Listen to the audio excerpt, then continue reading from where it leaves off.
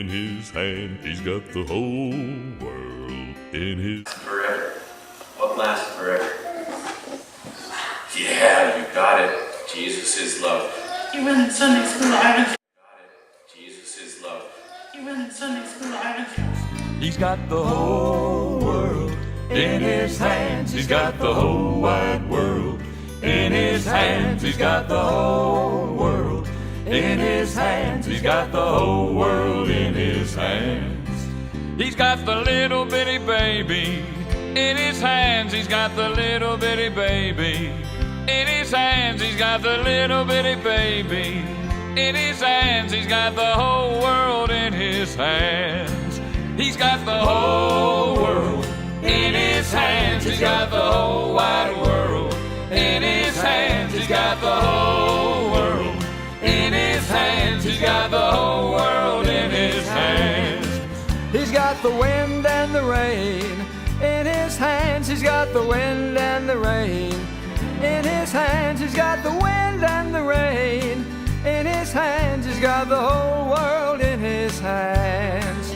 He's got the whole world in his hands. He's got the whole wide world in his hands. He's got the whole world in his hands. He's got the whole world in his hands. He's got everybody here in his hands. He's got everybody here in his hands. He's got everybody here right there in his hands. He's got the whole world in his hands. He's got the whole world. Panusa has forgiven me for not going to contact him first. But at this time, I'd like to introduce Pastor Ralph Panusa. Let's give him a warm welcome.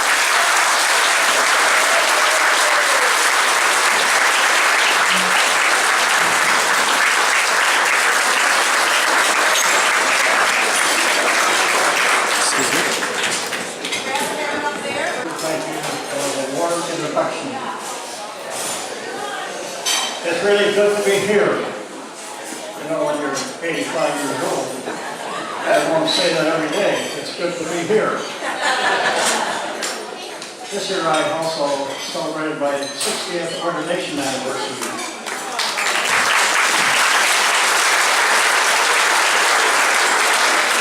And it hardly seems possible that many years have passed. But you know, it's actually 40 years since I was with you people as a pastor. Your bulletin has it that I was here from 1959 to 1963.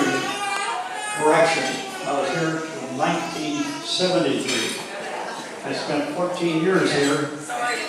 It may have seemed like not a went very fast for me, it was 14 years, but nevertheless, it was a good 14 years. It's good to see so many of you. Of course, many are absent also, who have already joined the church triumphant. And of course, we certainly miss them. I'd like to pay a special tribute to Pastor Stubenfeld. He was a senior pastor when I arrived, and I was his associate for 1 year, and his ill health caused him to retire.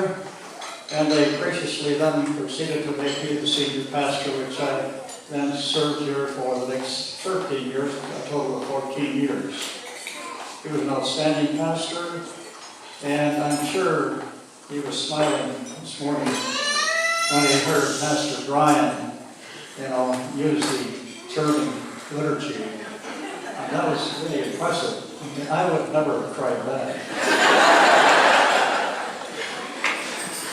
When we are here, my wife and I are very happy to be here and to, of course, congratulate you on your 125-year anniversary.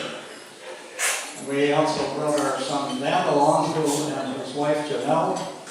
And Dan was born here in Oshkosh, and the only son that was. The other two were born elsewhere. And so that you might know who I'm talking about, would you please stand, Dan, and Janelle, so we can see. How you doing, Dan? Oh, there's Dan.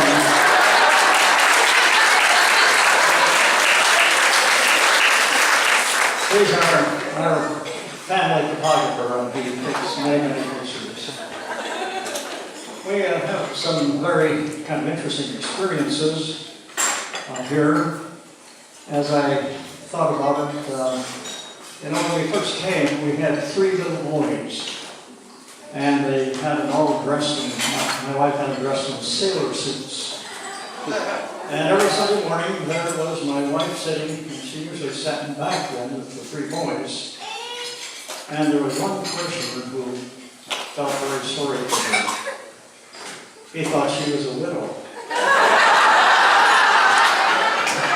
And she had these 3 boys. And it wasn't until we were invited to a baptism dinner that he came and he said, "Oh, that's the woman. That's getting so bad for you all the time because here you were with those 3 little boys and you were looking very much alone." You know, Dan has a little bit of an interesting history here too. When he was 4 years old, Johnny Myjow, who lived across the street, and Dan were very good friends. In fact, we still associate with Johnny Myjow. And I don't know what got into them. They don't know either. But Ralph Law had planted some petunias in front of the church. And they looked very, very good. What got into Dan and Johnny, I don't know, but they sat on each one of them. If I ever get a hold of that lady that turned me in,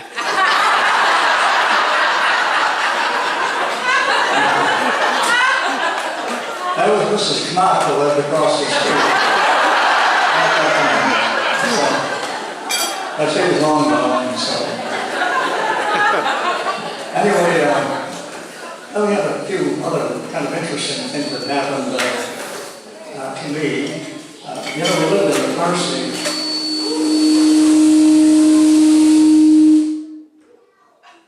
We lived in the parsonage, and which was real handy for getting to church, and going back home. Well, anyway, one Sunday morning, I had a hair collar. Now, way back then, I had hair. A lot of hair. Just like Roger Metzger, he had a lot of hair.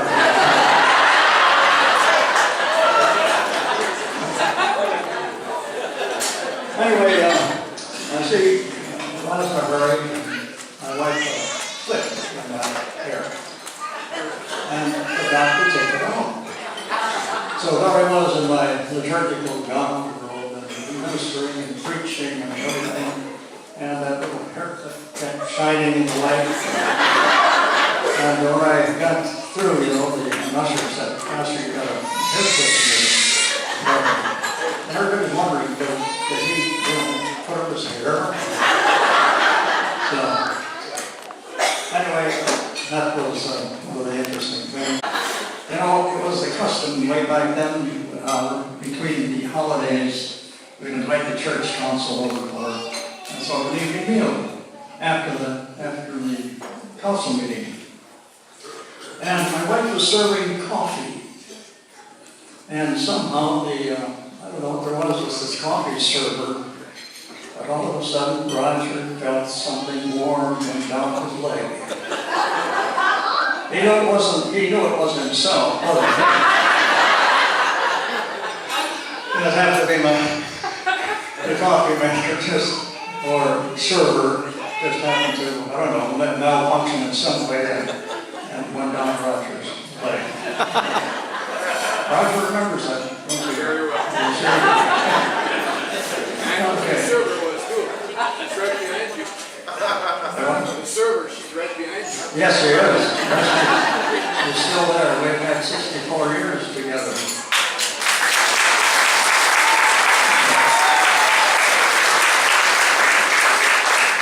She's been a real solid helper all of these years, and very thankful for her, and thankful also for my 4 sons. Of course, Dan, he's the youngest, and then we have Jim, the oldest, who lives in Florida, and we have David, who is the second, and he lives in Houston, Texas, and then we have the 3rd son who lives in Redmond, Washington, and he works for the Boeing aircraft, and he's hoping to buy at this present time. he gets to travel an awful lot for the company. I certainly feel thankful, and I'm thankful to be here, be a part of this celebration, to share in such a beautiful worship service, to hear such a powerful message from Pastor Brian, and to see the associate pastor helping out and doing such a good job. You know, that leads me to a little thought about young pastors. But it wouldn't happen here, I'm sure. But anyway, there was this young pastor just starting out in the congregation. And we find that there's a one person would come through the door every Sunday morning, shake his hand warmly, and say, "Warm sermon." Warm sermon. Wow.